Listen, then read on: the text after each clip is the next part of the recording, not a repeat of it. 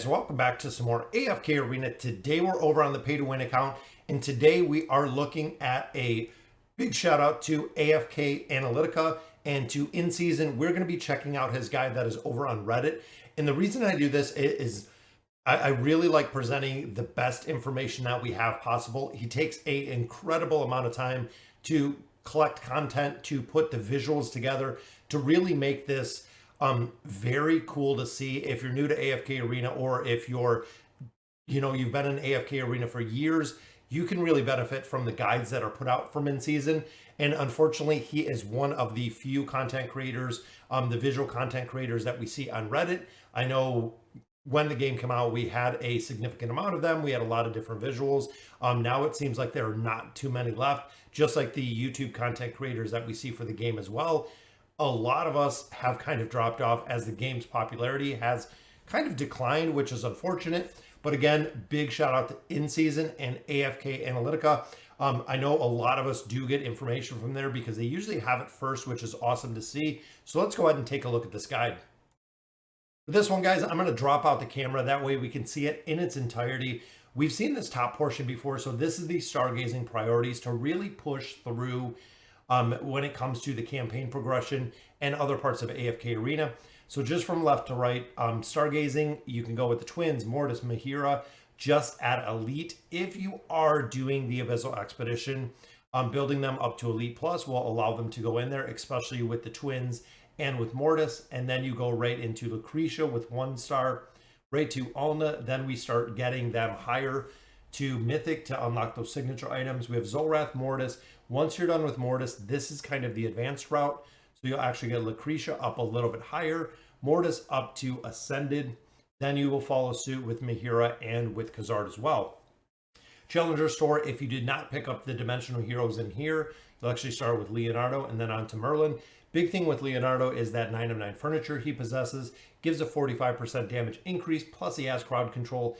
Definitely, if you're looking to push progression, he is a hero that can do it. Followed by Merlin, then we have Zolrath and Athalia. Zolrath has found his way into a lot of meta formations with this 3 of 9 furniture, which is very cool to see. Then we have Ainz and Albedo, Prince of Persia, Queen, and Joker. Big thing a lot of people have said about this garrison is there is no Ezio. That is right, guys. Ainz and Albedo are probably the strongest duo that we have within the game. Prince of Persia can chain stun.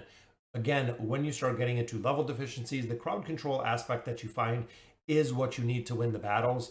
The insta-kill that Ezio brings doesn't really have that much of a factor anymore because the enemies have so much hit points, and you can actually just chain stun them to death until they're actually you win the battle. So that is the reason why we have Prince of Persia in here from the Garrison Shop versus Ezio. And then Queen we know is prevalent in the 5 pull. And same with Joker. We've seen Joker actually with the Prince of Persia to trigger his ability, and Ainz and Albedo as well, making that very easy to see. Again, this first little graphic we have seen before. But now let's get into the benchmarks. This is where it is broken up by class. It is broken up then by faction, and really breaking it down. I'm going to zoom in on this so we can take a look and see exactly what this looks like, guys. So there's my boy Rowan, my absolute favorite hero. Taking him to a plus 30 signature item, which is the 330, the 30, the first number. And then the second 0 is the furniture. So ultimately, this is kind of where you want to get him in the beginning.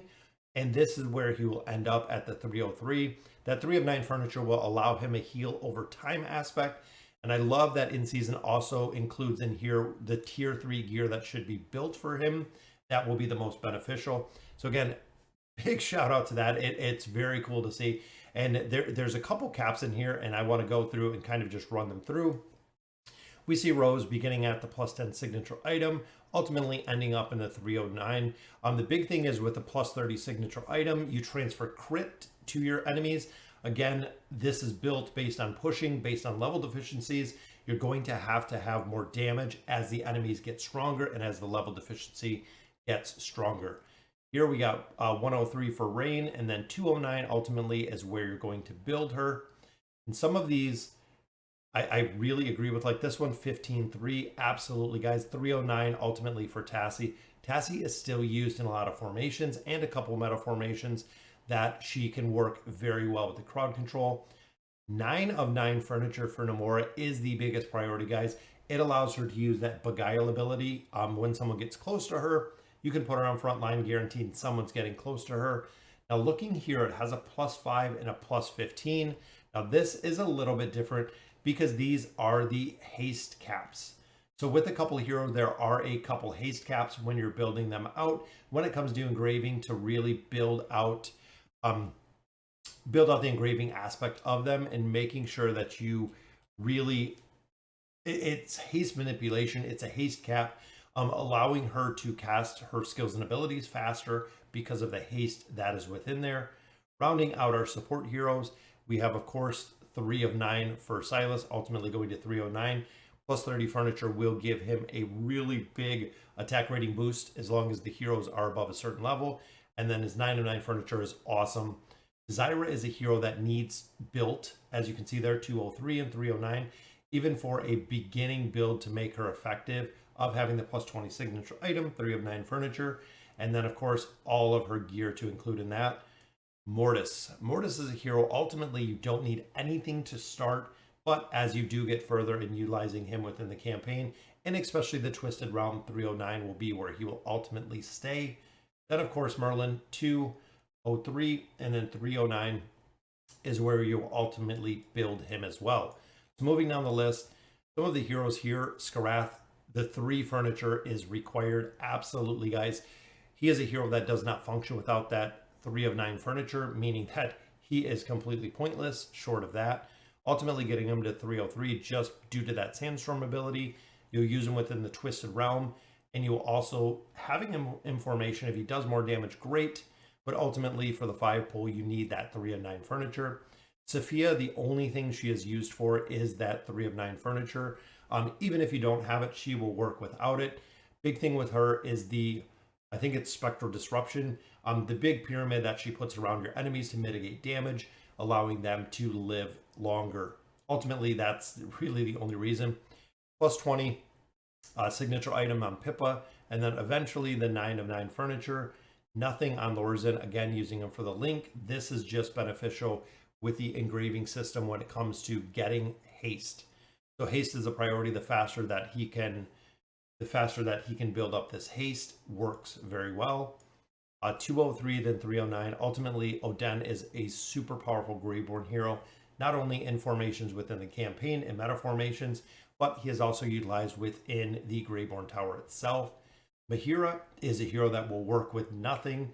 Mesmerize ability will work the exact same, but ultimately that +30 signature item makes a big difference because it will allow her to get more energy. Khazard, +30 signature item, really all that you need. But further getting it to the 9 of 9 just to help with some of the crowd control aspect in there. Ainz, look at that, guys, 309 right off the bat. So definitely making him super powerful as one of the biggest carries in the AFK arena. You'll notice here, 35-9. The big thing with Dimensional Celestials and Hypogeans is you can take their signature item past 30. Getting him to 35 actually allows him to get additional crit, which is required for him to be able to kill the enemy. There will actually get to the point of the campaign where the +30 signature item, he needs a little more damage or a little more lucky on the crits to finish out and actually kill out the enemy, which is why the 35-9 is there. Then of course, Leonardo, the 9 of 9 furniture, absolutely. The +20, +30 will help significantly, but the 9 of 9 furniture for that damage boost is what we need to really build him. On the warrior side, pretty short here. We do have Nara, and Nara will work at any level just because you're looking to specifically target an enemy to bring them on the side. Alna, of course, 309, just absolutely broken with the immunity that she brings within there. With Zolrath, the +30, absolutely the 3, and then ultimately the 9 of 9. His furniture, this 3 of 9 furniture, is super important. That is what delays entering the battlefield, allowing you guys to get more energy before you come out on the battlefield.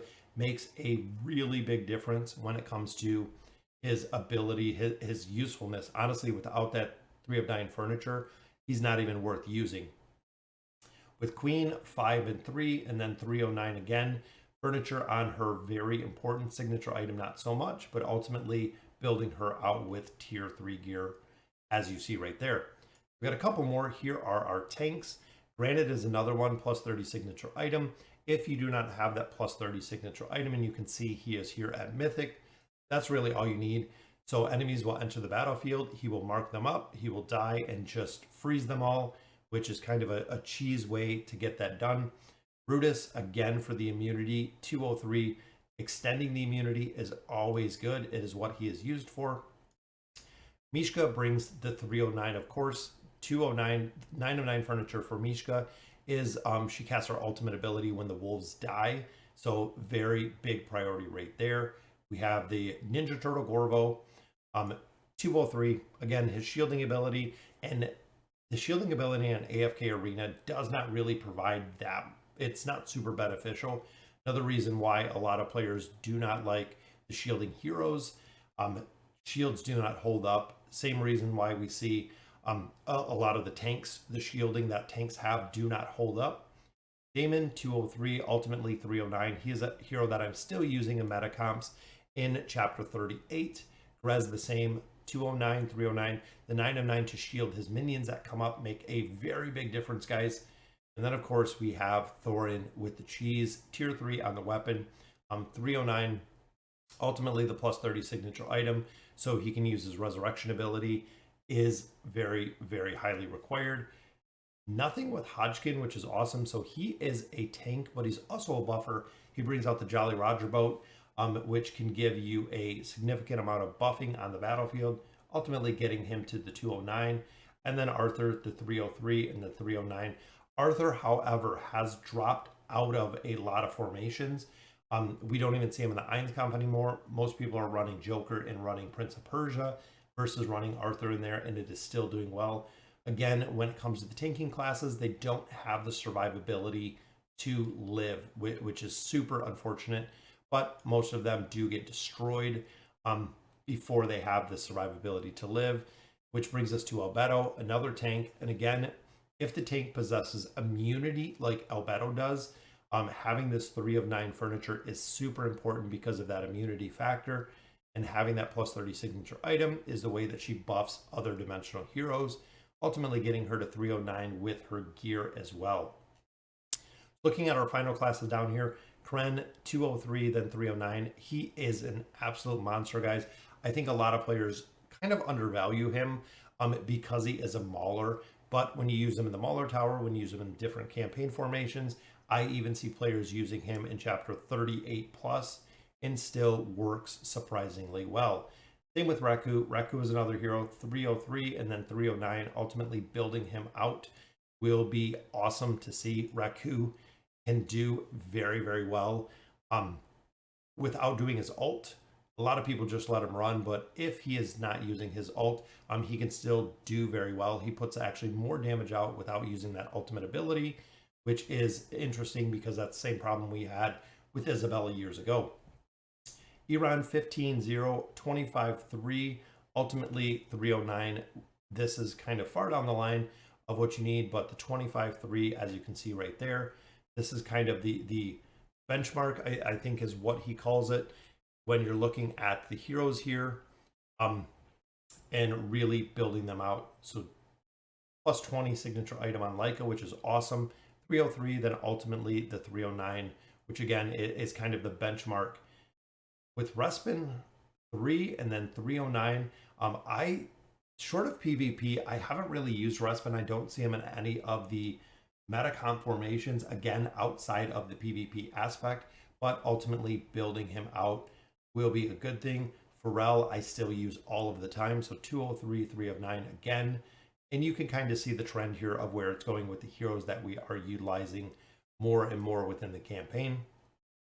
Kelthar, for the Thorin cheese, he doesn't need anything. His skills and abilities itself will work, ultimately getting him to 15 of 3 and then 20 of 3, just to allow him to do more damage when it comes to the ethereal resurgence. He can actually do more damage once he is dead, which is awesome. Lucretia is a hero, 3 of 9. She is one of the biggest priorities here.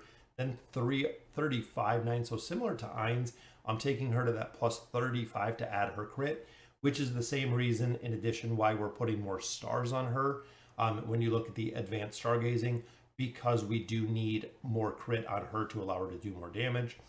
Athalia is another hero that will work with nothing, but 309 ultimately will be where she is going to land because she is that strong, guys. Then a couple other heroes, Prince of Persia, 5 and 3, really to start to get the chain stuns up that he possesses. And then the 209, big thing with his furniture is he does have the recall ability. So if he takes fatal damage, he will just recall and he will actually not die, which is awesome. Joker 2, 3, and then 309, ultimately relying on some of his damage. And then Ezio, the same, starting with plus 10 signature item, and then going to that 309 ability. So power cap hero investments are investments made to increase total compensation power, not necessarily to increase value. Power cap heroes like Iran, Leica, and Kelthar only invest up to the minimum best benchmark unless you run into power cap issues. That is what we see sometimes. And then here was talking about the haste manipulation for Numora and Lorzan. You can actually build them up in a specific way and get additional haste out of there.